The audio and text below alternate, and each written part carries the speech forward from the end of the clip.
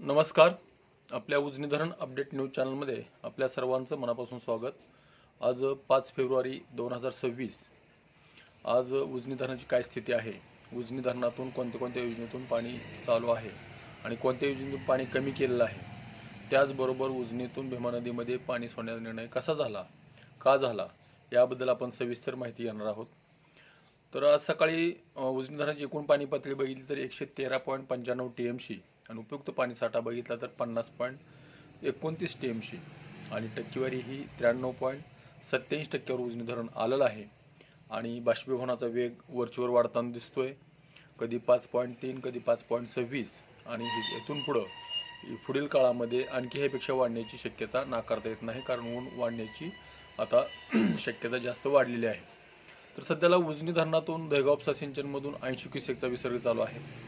सिनामाडा उपसा सिंचनमधून 70 क्युसेकचा विसर्ग चालू आहे. सिनामाडा उपसा सिंचनच्या बऱ्याचशा पाईपलाईन लिकेज झालेल्या आहेत.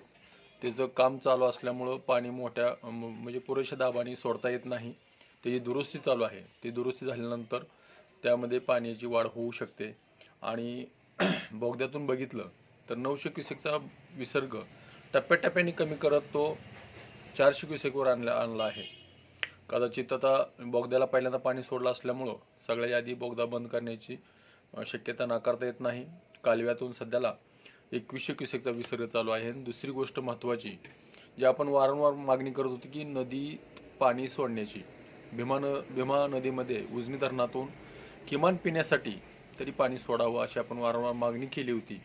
आणि त्या मागणीला यश आलं असेल किंवा कदाचित राजकारणाची येणारी निवडणूक याची अपरिहार्यता असल्यामुळं निवडणुकीच्या तोंडावर लोकांच्या तोंडाला पाणी पोचण्यासाठी पाणी सोडलं असावं असा एक अंदाज आहे.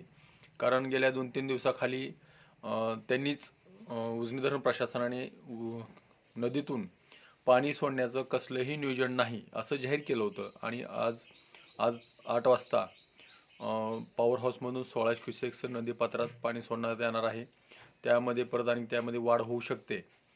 कदाचित हे पाणी पिण्याच्या नावाखाली जरी सोडलं असलं तर त्याचा उपयोग शेतकऱ्यांना होणार आहे.